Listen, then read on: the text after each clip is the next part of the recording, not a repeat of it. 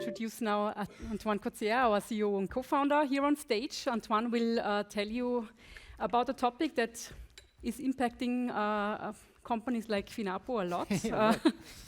Yeah. The whole topic around compliance, the situation on compliance in cloud, especially here in Europe, and what does it mean for us as a European cloud provider. Cool. Can you hear me? Not yet. Ah, yeah, it's coming.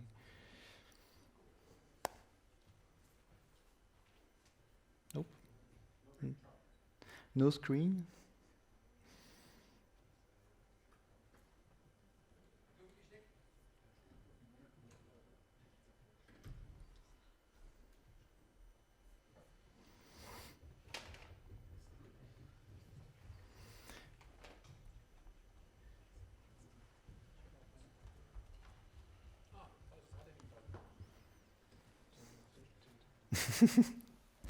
It's just a Mac.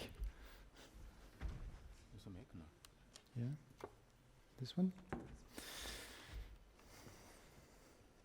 you have den Bildschirm aufkommt.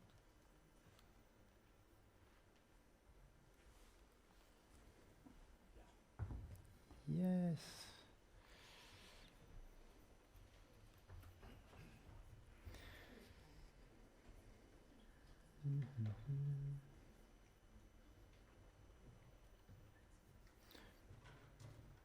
No full screen?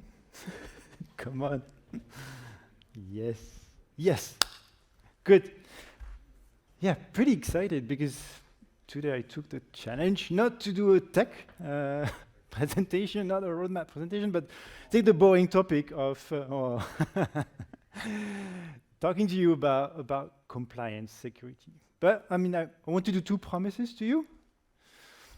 First, for the slides, I mean, we usually have a lawyer on stage for those of you that were on previous events. And usually lawyer slides, they're quite ugly and packed. So I try to fit in the mold. So don't expect anything pretty from those. The second thing I wanted to do is talk about security, but not drive it via fear, okay?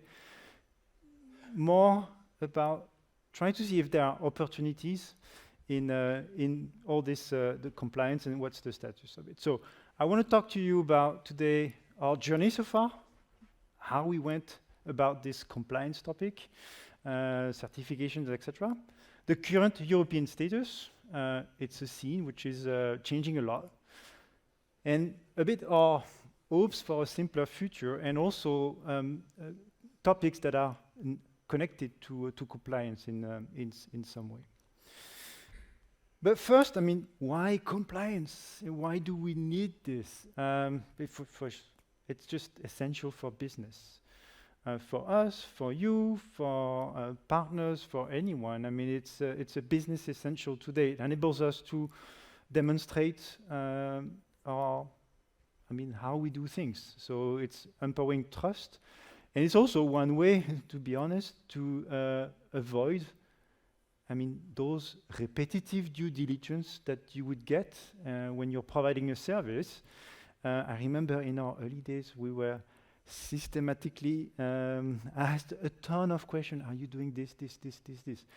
From the moment that you can show compliance to a certain framework that has some acceptance within the community, then of course you get this automatic recognition that apparently some third party has audited you and you're doing things the right way. So it's essentially a vehicle for trust. And this is how we started it. So it's back in 2013.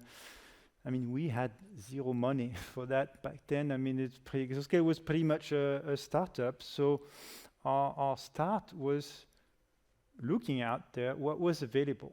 As cloud was still pretty new, infancy. The cloud first stuff, 2007, object storage with Amazon. So it was really new, especially in Europe. So ISO 27100 was there, but doesn't say much about cloud. Talks to you about how you should manage your security information system, but nothing about cloud practices. So we went to out there on the market, I would say, and looked at what was available as a framework to best demonstrate our compliance, that we were already from day one baking controls, baking security into our systems.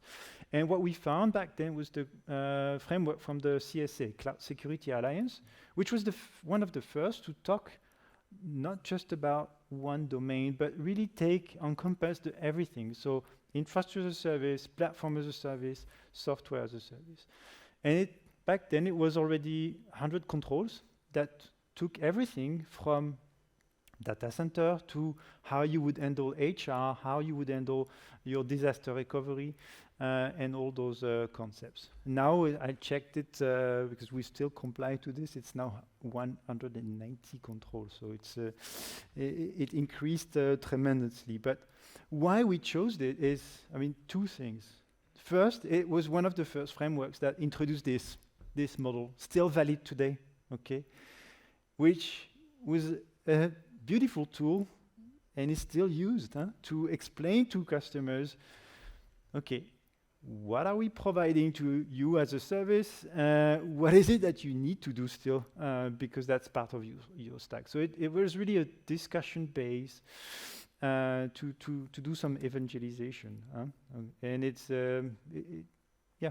solid structure helps a lot in many discussions.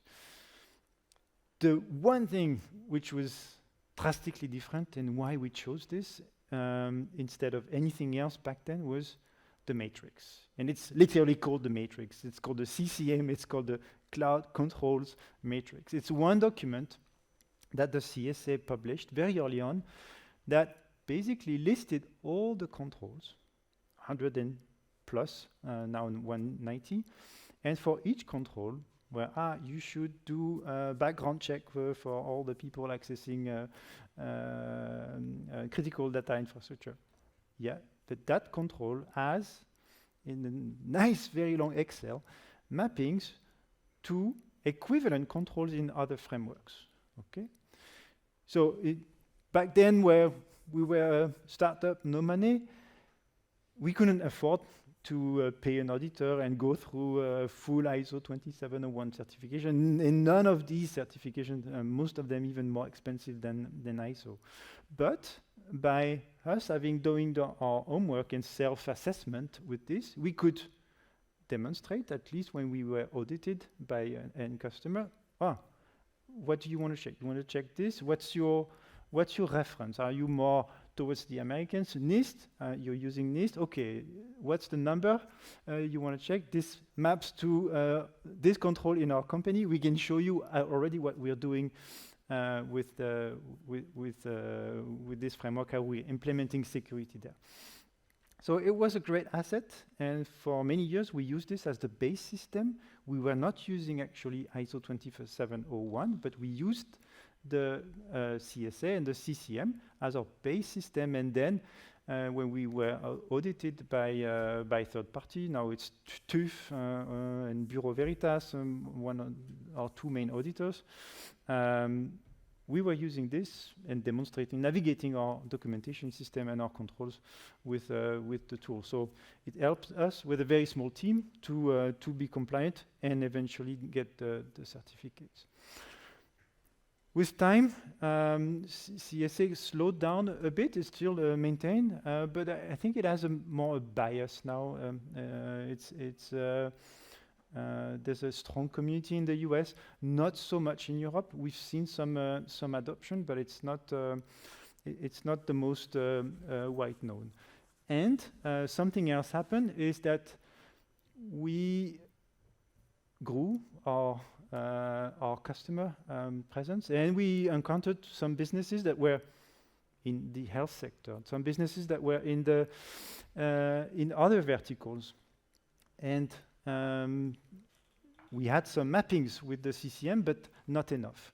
So we went 2 years ago. We went out to look for something else as a new reference, and now we're basing everything on the SCF, so the Secure Controls Framework, which is, if you don't know about it, I think one of the unique tools. First, it's completely crowdfunded. So it's a community-based, non-commercial entity that's a community of CISOs, of people that are close to IT security that are contributing to this framework and maintaining this giant, it's also an Excel format, but they're maintaining the mappings, not just to 5 or 6 frameworks like the CSA was doing, but close to 100 now.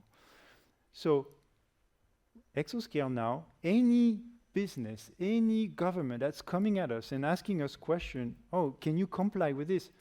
Most likely we don't know the framework, most likely we don't know the law, but we can refer to the mapping and the regulation and say, okay, yeah, this is the equivalent in ISO to this, and yes, we are already showing and compliant with this tool. So it's been our new core, and it enabled us to accelerate.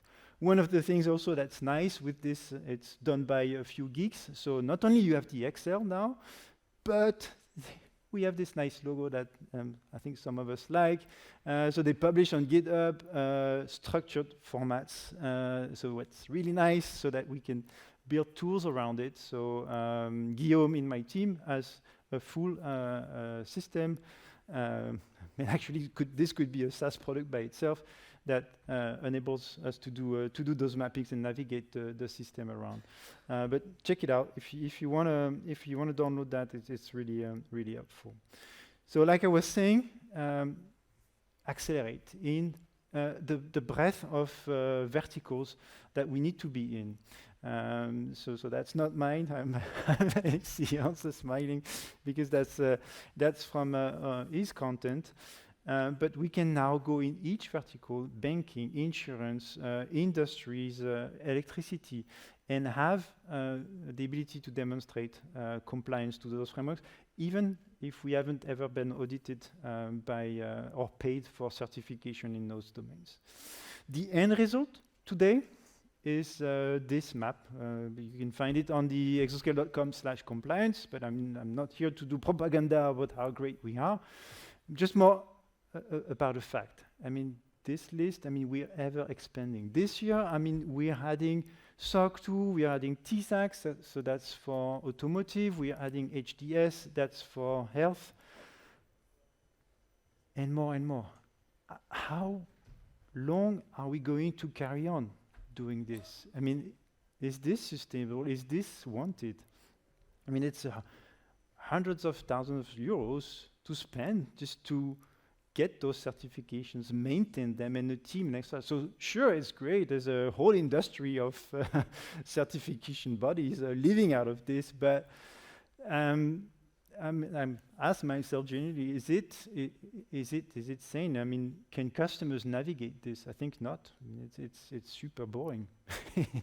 I mean, that's about as much as I want to see. I mean, now go to some hyperscalers and see. I mean, it's full pages of listings of compliance logo. It's just too much. However, I mean, you still need to comply.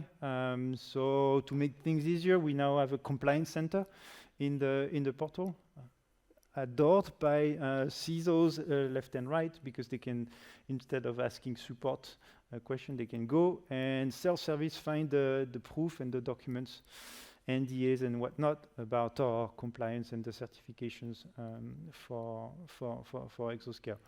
Still, that's a lot of work to maintain on our side, but also on the customer side. So, what's the state of compliance in Europe? I was asking myself. I mean, and looking back, I mean, we are at war.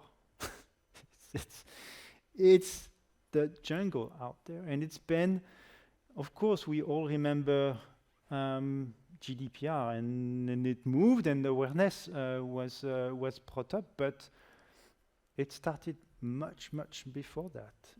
Who remembers Privacy Shield, Safe Harbor, and all those logos? And that came and went, and still going today. So this is also not my content. Credit to Daniel Sanchez, is the in A1 Group, the data governance officer, and he did this work where we see a constant fight between EU, US, and protagonists of left and right for data privacy, and it's not finished. It's right there. So new negotiations from this last transatlantic data privacy. Last we've heard, but this is, don't take my word for it, rumors. Even if it's signed, it won't hold the next legal dispute. So the battle is really on. What's the counter-offensive? And where is, I think, a bit where we can get some hope together, not just us as a cloud provider.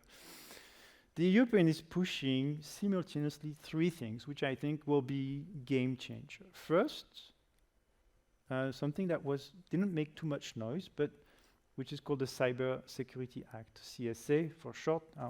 Will appear again in my slides later, but this is from 2019, and the goal, it's actually written in the top paragraphs of this text, is really to replace all the single national text about cybersecurity.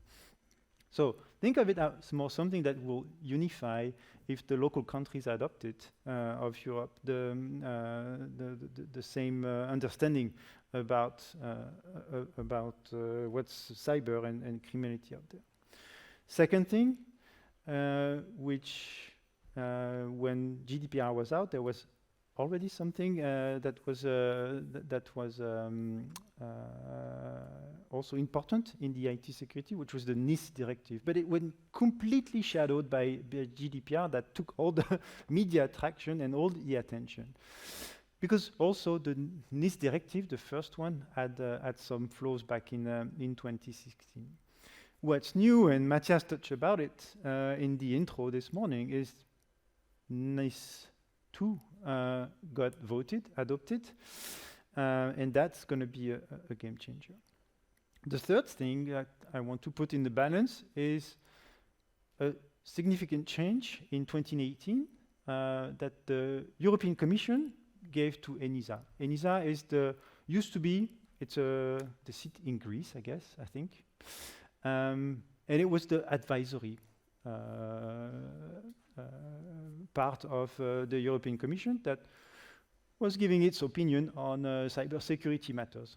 You should do this, you should patch this, I mean, this is not good to use, etc. The big change that also went under the radar was that in 2018, ENISA got a new mandate from the Commission just to change from advisory to executive role. So now it didn't have power, now it has power to do stuff. And you'll see in the development is that the sum of those things should make sense. So voted in January this year, NIS 2, it will be applicable in 24. The big change in the text, there's some details, but look at all the industries that are involved, okay? Previous version of NIS was only applying to a few infrastructure domains which were judged as critical to EU. Something happened, like COVID and etc. So we realized that maybe we, as citizens, we depend on a bit more than just electricity or stuff like this, maybe like research and drugs and etc. So you can see that the list was tremendously extended with a lot of industries. So there's a high chance that the business you're in, or if you're an ICT partner, the business of your customer is going to be in that list. So it's going to be under the governance of NIS 2. So that's not in the awareness yet, but it will soon be at the top of the mind when it comes to be applicable. As I said before, ENISA changed its role and got an executive mandate. And what they came up with is called EUCS.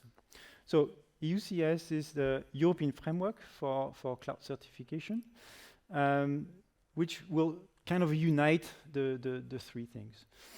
The one thing that's nice about it, I would see more as opportunity, is it makes things rather mandatory. There's a unification. It's the same for every country. There's no BSI C5 anymore that would stand in Germany or the French SecNum Cloud. Just like GDPR, same rule, same certification for everyone. So it's really an opportunity for standardization. And we see this at Exoscale as being having the same benefit that GDPR had. I mean, it standardized everything. It also created a full industry. I mean, a lot of businesses, a lot of SaaS platforms exist because GDPR opened a market for this. So there is an opportunity there. There might also be sovereignty advantage, like services that are fully built and grown in Europe could also leverage the potential. However, it's still heavily debated. So the status is not so green. EUCS should already have been the draft we first reviewed in late 2019. We were invited by ENISA at a webinar, Guillaume and myself. And it's still it's still not in force. Why? I mean, there's very aggressive lobbying from US parties. Last opposition was done by a group of US companies in December. There's a new statement from the EU just last March. So it's slowly progressing. But what is really interesting is that when you look in each of these texts in the draft version of EUCS and I mean, two upcoming also regulations, which are the Data Act and the Cyber Resilience Act that are in the making, you see that there's a change in the posture. Whereas before it was, oh, you should be.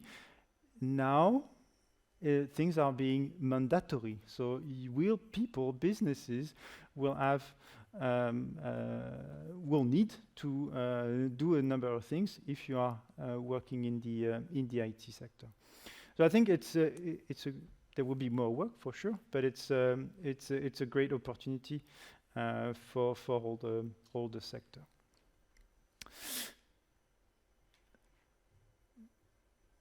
Connected to compliance, I want to touch also on sustainability, because it's kind of the same thing. I mean, you need to, at some point, will need to be really, and I think there was could not understand fully the FINAPU talk, but I caught a few words and saw the demo there. But sustainability is going to be at the top of the mind. And when we look at compliance at Exoscale, we not only look at just the frameworks and the certification, but we consider the sustainability, the technical security, the contractual setup, what's in our terms and conditions, and also the way we do support, as all being the part of this compliance umbrella and what we can provide and differentiate from competition to our customers.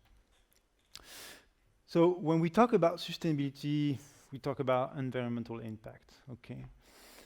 And yes, we saw also on the previous talk that it's a lot of players are talking about CO2 or CO2 equivalent emissions, and that's largely not enough. What about, I mean, exhaustion of minerals, resources, energy, water, and etc. There's up to 14 indicators, I think, that are in the mix out there. Okay. What about the life cycle assessment? There's a lot of players are only talking about, but this is only using green energy. Yeah, but the server that is used in this cloud application, in this cloud infrastructure, it needed to be built, it needed to be shipped, it needed to be put in production, and all that had a cost, had an environmental impact. And as a customer of a cloud service, or as a provider of a cloud service, we ask ourselves, okay, if we want to give transparency to our users, I mean, where do we start? Where do we stop? Should I just report on the electricity that was consumed when you started a VM for 10 minutes? Or should I also give you in that 10 minutes a portion of all the energy that was and minerals that was required to build the server or to build a suite of servers, and plus the control plane that was used to to orchestrate all that. So as industries open the box of ESG and really doing the accountability, I mean, it's getting massively complex of how to report on this. And today, there's absolutely no standard. There's initiatives, but none enforced. So we are also looking upwards to the future of some, I mean, compliance being applicable to get things even. Because if you look at what's out there, for most, they talk about future promises. We'll be carbon neutral by 2025 or this or that. Yeah, thank you, that helps, but the path to there is rarely, I don't think, ever explained. How do companies calculate? How do they do it, the calculation? This is completely opaque. There's absolutely no details and no benchmark on how a certain vendor of hardware is computing the energy impact of building a server versus the other one. You can't just, they're not comparable because there's no common definition yet. And most important is, what about locality? We already see some providers that are claiming, okay, my cloud is 100% carbon neutral. Yes, but we know that the electricity, for example, in Germany, let's not talk about Austria, especially in the winter times, not so great. So if I'm running a VM or Kubernetes cluster in your Frankfurt data center, what's the energy impact I'm having there? Yeah, but it's compensated by a nice data center that is in Sweden, and which is the country positive, that's contributing back to the planet. We don't see it really this way. I mean, I think we need to be in a place where there is absolute transparency about the usage you're having and the impact you're having in the country, in the location where you're running your workload. So that also transparency is not achieved. We're also not there yet. I want to reassure everyone. What we are doing and anticipating potential future compliance. There's the ISO 14000 series of frameworks and certification is starting to be quite adopted about ESG reporting. We see also some countries in Europe, so talking about PCF having methods to standardize the lifecycle assessment of certain products. So there's a per product analysis, but it's not still widely adopted.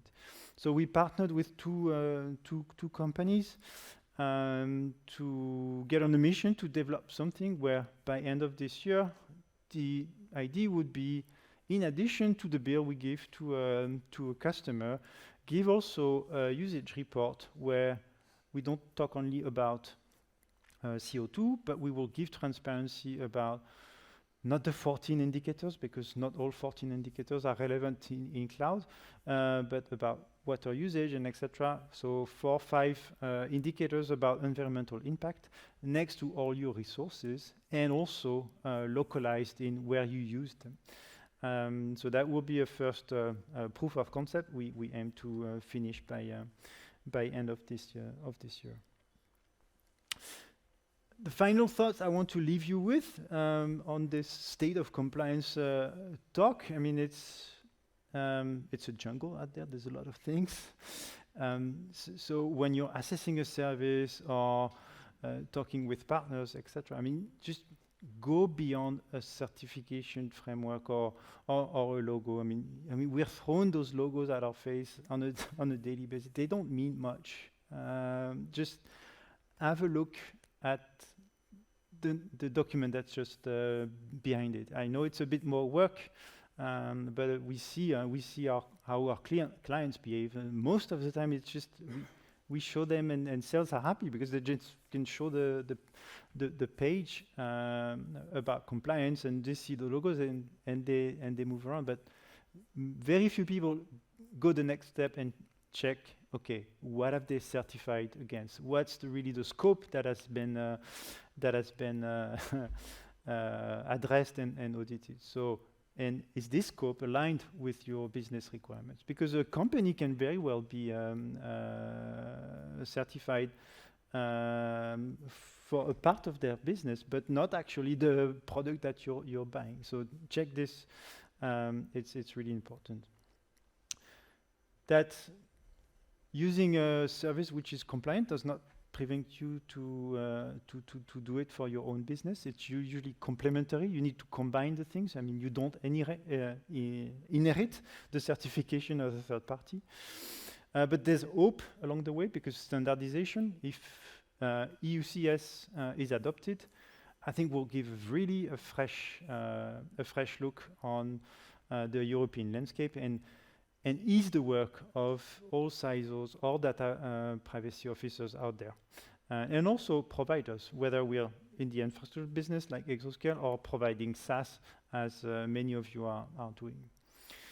If you want to go further, we have a compliance training, which will be out in days, weeks to come. It's currently in review. So for those that want to to do exercise and learn about this, and also since we are in a competitive industry, we also put out our promises around sustainability, so you can read about them in our sustainability page of what great things Exoscale will do by 24 and more.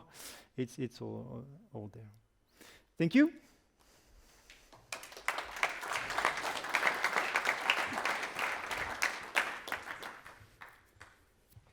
Arno. I don't think we have a microphone anymore, but I think... Yes, the microphone is running. Microphone is on the way. Repeat the question. Thank you. With EUCS already part of the SCA matrix, do you already have a feeling for exposure or let's say challenges that may come to you and maybe to all of us if we want to implement EUCS for ourselves? So will it be part of the SCF? I guess yes. Since it's crowdsourced, I mean, as soon as it's out, people will likely put it. We might do that part. We're following that topic very closely. In short, if you want to read about EUCS in the draft version we know about, there's 3 levels of certification and compliance you can get. There's a low, there's a medium, there's a high. So the low is, as it says, very low. It's a bit more than a self-assessment, but it's really easy to get. Medium would be the similar amount of work as if you're doing ISO 27001. So you need to have your information security frameworks and quite a few control. Where it gets tricky is with the high. Okay, so they really mean the high level to be something where security and compliance is assessed on a regular and almost automated basis, which I think is great. It's like continuous testing for security, like we do with code. Are the tools there to achieve it? No. But as a whole, and if the industry has to adopt it, I think, yeah, solutions will emerge. But it is a challenge to do this. So My recommendation also, I mean, in whatever new project you're doing, embed security and controls and mappings as early as possible, because you'll have to document them afterwards. Any other question? Yeah, Arno, feel free. No, again. Sorry, compliance rubs my back. Energy efficiency. You mentioned now, starting to work on these like criteria, Yep. also to be able to report energy efficiency. I mean, currently there's like PUE and there's EC or ISO 56,000 something. There's 14,000 ISO 14,000 that you just mentioned. I would love to have a standardization there. What's your approach here? Do you think make a superset, like this SCA super matrix for all this energy efficiency and usage and sustainability parts, or how to get it all like on one page and be able to give one PDF to a government tender saying, yes, it's all there? It's done. Yeah, multiple angles to your question, Arno. There's first, how the EU is approaching this is kind of a per product way of doing it. So it's going with working with the in-country environmental agencies, and today we see some agencies taking ownership of a specific vertical, and here they're working in a consultative mode. So it's iterations. For example, there's one which exists now for data center. So there's a PCR. So it's a 20+ page document that really, in a detailed way, explains you how you should account for all the ESG measures of a data center, from build to run, and what should be taken into account. So it goes really in details, talks about concrete, it talks about all those things. So that's the way we've seen things going. There's a first version of a cloud one, but it's very biased because most of the people they talk to when doing this, it was endorsed more by the French ADEME, which is the environmental agency of the French government. They did this mostly talking to data center providers, so it has a strong bias towards this. The good thing is that we are not alone. We've seen interest with other companies. So as small Exoscale and as we are talking with OVH, we're talking with Scaleway, with a number of actors. We're more than 10, and every month we have it's a community meeting, and we discuss and we share about those things. So I think we're all competitors, but for once, we're contributing and trying to define a common method. So that's the hope. There's not yet standardization coming. I think it will be gradual adoption, and if one gets enough weight, we can hope that it will be the reference for other countries, other businesses. Thank you, everybody. Thank you, Antoine.